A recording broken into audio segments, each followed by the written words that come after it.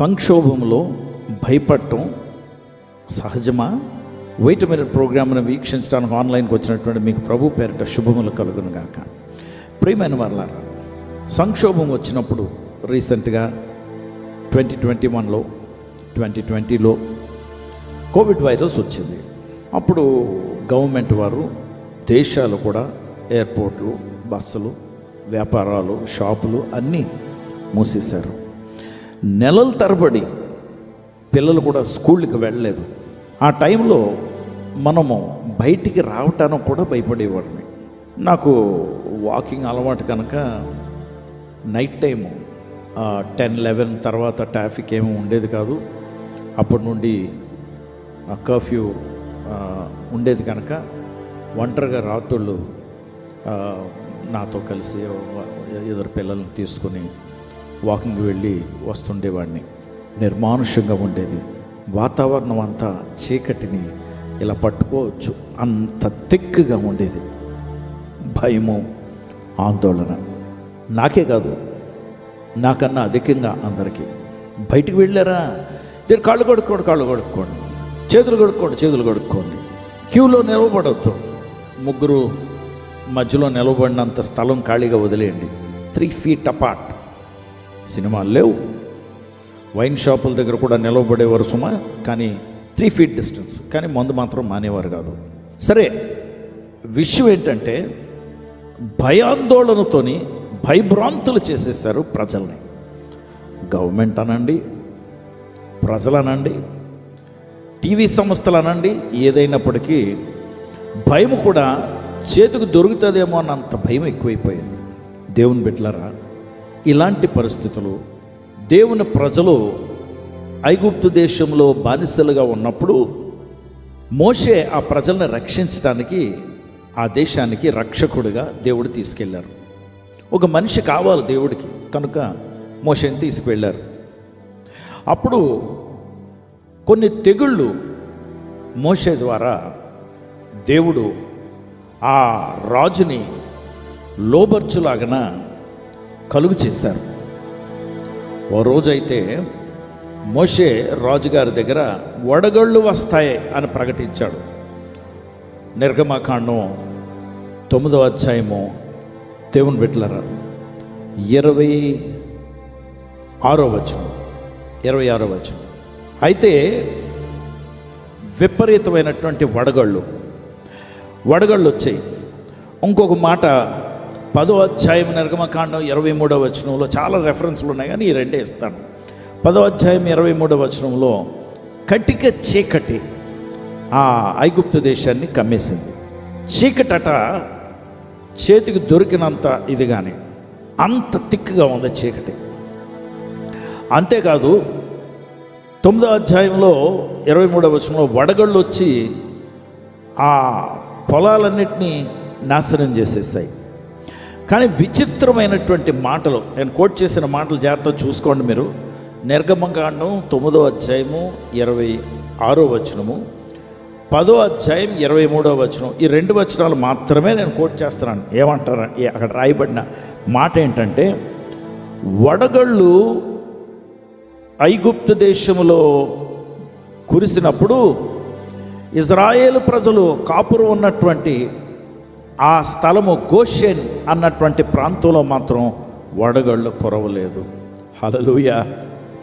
రెండోది 10వ అధ్యాయం 23వ వచనంలో కటిక చీకటంతా ఆ దేశమంతా వ్యాపించింది. 3 దినములు ఒకరిని ఒకరు కూడా చూసుకోలేకపోయారు దగ్గరుండి కూడా. అంత కటిక చీకటి కమ్మినప్పుడు ఎవరునూ బయటికి వెళ్ళలేకపోయారు. లోపలికి బయట వాళ్ళు రాలేకపోయారు. గుమ్మాలు కనిపించేవి కాదు, ఇళ్ళు కనిపించేవి కాదు. చాలా భయంకరమైన చీకటి. అలాంటి టైంలో ఇశ్రాయేలీయులకు అందరికీ వారి నివాసములలో వెలుగు ఉండెను. హల్లెలూయా. గోషెన్లో మాత్రం వెలుగు ఉండెను. దేవుని ప్రజలు ఎక్కడైతే నివాసం ఉంటున్నారో అక్కడ వెలుగు ఉండెను.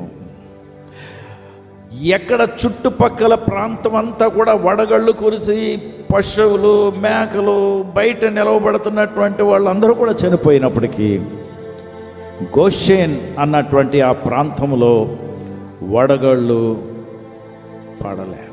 దేవుని బిడ్డలారా, ఈ విషయం బట్టి మనకు అర్థమవుతున్న విషయం ఏంటంటే, ముఖ్యం దేవుని కాపుదల్లో, దేవుని కృపలో, దేవుని దయలో ఎవరున్నారో వారిని ఈ చీకటి ముట్టలేదు.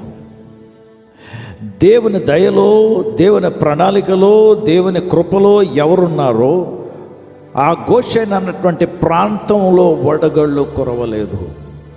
కనుక దేవుని బిడ్డ, నువ్వెందుకు అంత భయపడుతున్నావు? నువ్వు నమ్ముకున్నవాడు నమ్మదగినవాడు. నువ్వు నమ్ముకున్నవాడు నిన్ను రక్షించేవాడు.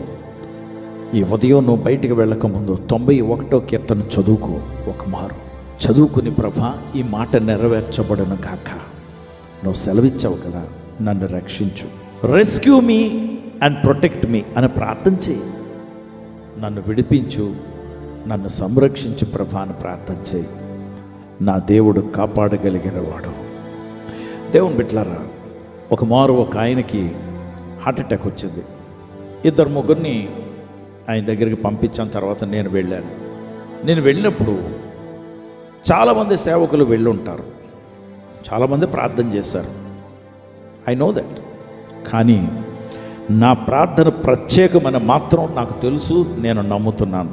ఎందుకు అంటే, దేవుడు నాతో మాట్లాడి నన్ను పంపిస్తే నేను వెళ్తానండి. దేవుని అభిషేకం నా మీద ఉన్నది.